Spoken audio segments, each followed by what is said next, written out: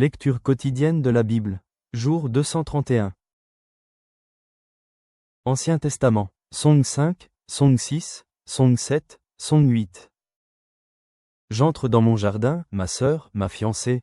Je cueille ma myrrhe avec mes aromates, je mange mon rayon de miel avec mon miel, je bois mon vin avec mon lait. Mangez, amis, buvez, enivrez-vous d'amour. J'étais endormi, mais mon cœur veillait. C'est la voix de mon bien-aimé, qui frappe. Ouvre-moi, ma sœur, mon amie, ma colombe, ma parfaite. Car ma tête est couverte de rosée, mes boucles sont pleines des gouttes de la nuit. J'ai ôté ma tunique, comment la remettrai-je? J'ai lavé mes pieds, comment les salirai-je? Mon bien-aimé a passé la main par la fenêtre, et mes entrailles se sont émues pour lui. Je me suis levé pour ouvrir à mon bien-aimé, et de mes mains a dégoûté la myrrhe, de mes doigts, la myrrhe répandue sur la poignée du verrou. J'ai ouvert à mon bien-aimé. Mais mon bien-aimé s'en était allé, il avait disparu. J'étais hors de moi, quand il me parlait. Je l'ai cherché, et je ne l'ai point trouvé. Je l'ai appelé, et il ne m'a point répondu. Les gardes qui font la ronde dans la ville m'ont rencontré. Ils m'ont frappé, ils m'ont blessé. Ils m'ont enlevé mon voile, les gardes des murs. Je vous en conjure, filles de Jérusalem, si vous trouvez mon bien-aimé, que lui direz-vous? Que je suis malade d'amour. Qu'a ton bien-aimé de plus qu'un autre, ô la plus belle des femmes?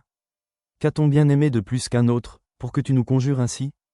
Mon bien-aimé est blanc et vermeil, il se distingue entre 10 000.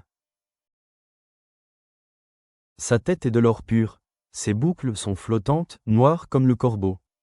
Ses yeux sont comme des colombes au bord des ruisseaux, se baignant dans le lait, reposant au sein de l'abondance. Ses joues sont comme un parterre d'aromates, une couche de plantes odorantes. Ses lèvres sont des lits, d'où découle la myrrhe. Ses mains sont des anneaux d'or, garnis de chrysolites. Son corps est de l'ivoire poli, couvert de saphir. Ses jambes sont des colonnes de marbre blanc, posées sur des bases d'or pur. Son aspect est comme le Liban, distingué comme les cèdres. Son palais n'est que douceur, et toute sa personne est pleine de charme. Tel est mon bien-aimé, tel est mon ami, fille de Jérusalem. Où est allé ton bien-aimé, ô la plus belle des femmes? De quel côté ton bien-aimé s'est-il dirigé? Nous le chercherons avec toi. Mon bien-aimé est descendu à son jardin, au parterre d'aromates, pour faire paître son troupeau dans les jardins, et pour cueillir des lits. Je suis à mon bien-aimé, et mon bien-aimé est à moi. Il fait paître son troupeau parmi les lits. Tu es belle, mon ami, comme Sörtsa, agréable comme Jérusalem, mais terrible comme des troupes sous leur bannière. Détourne de moi tes yeux, car ils me troublent. Tes cheveux sont comme un troupeau de chèvres, suspendus au flanc de Galaad. Tes dents sont comme un troupeau de brebis, qui remontent de l'abreuvoir. Toutes portent des jumeaux, aucune d'elles n'est stérile. Ta joue est comme une moitié de grenade, derrière ton voile. Il y a 60 reines, 80 concubines, et des jeunes filles sans nombre. Une seule est ma colombe, ma parfaite. Elle est l'unique de sa mère, la préférée de celle qui lui donna le jour. Les jeunes filles la voient, et la disent heureuse. Les reines et les concubines aussi, et elles la louent. Qui est celle qui apparaît comme l'aurore, belle comme la lune, pure comme le soleil, mais terrible comme des troupes sous leur bannière? Je suis descendu au jardin des noyers, pour voir la verdure de la vallée, pour voir si la vigne pousse, si les grenadiers fleurissent. Je ne sais, mais mon désir m'a rendu semblable au char de mon noble peuple. Reviens, reviens, Soulamite. Reviens, reviens, afin que nous te regardions. Qu'avez-vous à regarder la Soulamite comme une danse de deux cœurs? Que tes pieds sont beaux dans ta chaussure, fille de prince. Les contours de ta hanche sont comme des colliers, œuvre des mains d'un artiste. Ton sein est une coupe arrondie, où le vin parfumé ne manque pas.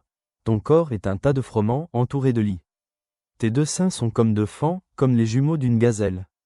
Ton cou est comme une tour d'ivoire. Tes yeux sont comme les étangs de Hébon, près de la porte de Bas Rabim. Ton nez est comme la tour du Liban, qui regarde du côté de Damas. Ta tête est élevée comme le Carmel, et les cheveux de ta tête sont comme la pourpre. Un roi est enchaîné par des boucles. Que tu es belle, que tu es agréable, ô mon amour, au milieu des délices. Ta taille ressemble au palmier, et tes seins à des grappes. Je me dis, je monterai sur le palmier, j'en saisirai les rameaux.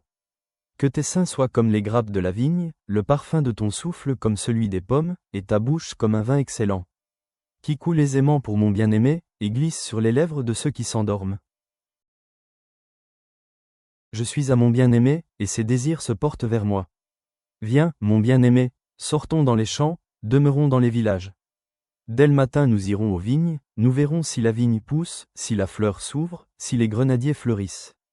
Là je te donnerai mon amour. Les mandragores répandent leur parfum, et nous avons à nos portes tous les meilleurs fruits, nouveaux et anciens, mon bien-aimé, je les ai gardés pour toi. Oh, que n'es-tu mon frère, allaité des mamelles de ma mère. Je te rencontrerai dehors, je t'embrasserai, et l'on ne me mépriserait pas. Je veux te conduire, t'amener à la maison de ma mère. Tu me donneras tes instructions, et je te ferai boire du vin parfumé, du mou de mes grenades. Que sa main gauche soit sous ma tête, et que sa droite m'embrasse. Je vous en conjure, filles de Jérusalem, ne réveillez pas l'amour, avant qu'elle le veuille. Qui est celle qui monte du désert, appuyée sur son bien-aimé? Je t'ai réveillé sous le pommier. Là ta mère t'a enfanté, c'est là qu'elle t'a enfanté, qu'elle t'a donné le jour. Mets-moi comme un sceau sur ton cœur, comme un sceau sur ton bras. Car l'amour est fort comme la mort, la jalousie est inflexible comme le séjour des morts. Ses ardeurs sont des ardeurs de feu, une flamme de l'Éternel. Les grandes eaux ne peuvent éteindre l'amour, et les fleuves ne le submergeraient pas. Quand un homme offrirait tous les biens de sa maison contre l'amour, il ne s'attirerait que le mépris. Nous avons une petite sœur, qui n'a point encore de mamelle. Que ferons-nous de notre sœur, le jour où on la recherchera? Si elle est un mur, nous bâtirons sur elle des créneaux d'argent. Si elle est une porte, nous la fermerons avec une planche de cèdre. Je suis un mur, et mes seins sont comme des tours. J'ai été à ses yeux comme celle qui trouve la paix. Salomon avait une vigne à Baal-Hamon. Il remit la vigne à des gardiens, chacun apportait pour son fruit 1000 cycles d'argent. Ma vigne, qui est à moi, je la garde. À toi, Salomon, les 1000 cycles, et 200 à ceux qui gardent le fruit. Habitante des jardins, des amis prêtent l'oreille à ta voix. Daigne me la faire entendre. Fuis, mon bien-aimé, sois semblable à la gazelle ou au faon des biches, sur les montagnes des aromates. Nouveau Testament, 1 Corinthiens 12 sur 27-31, 1 Corinthiens 13 sur 1-13. Vous êtes le corps de Christ, et vous êtes ses membres, chacun pour sa part.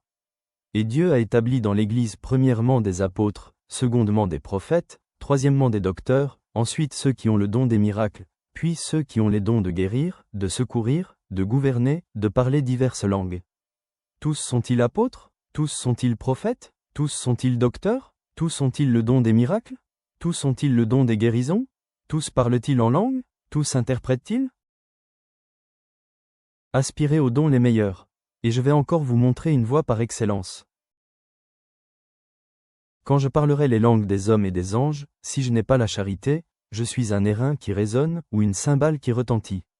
Et quand j'aurai le don de prophétie, la science de tous les mystères et toute la connaissance, quand j'aurai même toute la foi jusqu'à transporter des montagnes, si je n'ai pas la charité, je ne suis rien.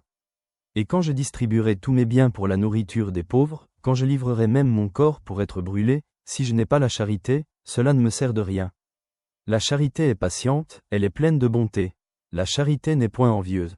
La charité ne se vante point, elle ne s'enfle point d'orgueil, elle ne fait rien de malhonnête, elle ne cherche point son intérêt, elle ne s'irrite point, elle ne soupçonne point le mal.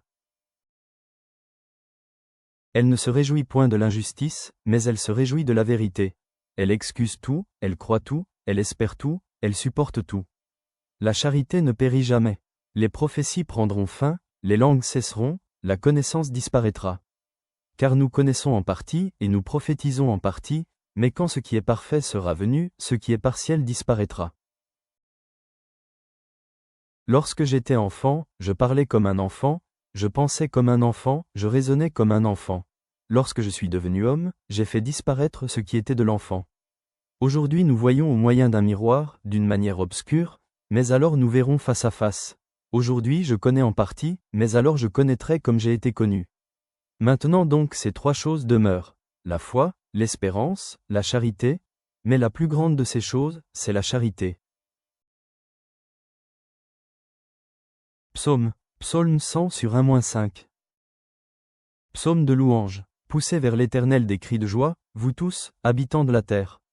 Servez l'Éternel, avec joie, venez avec allégresse en sa présence.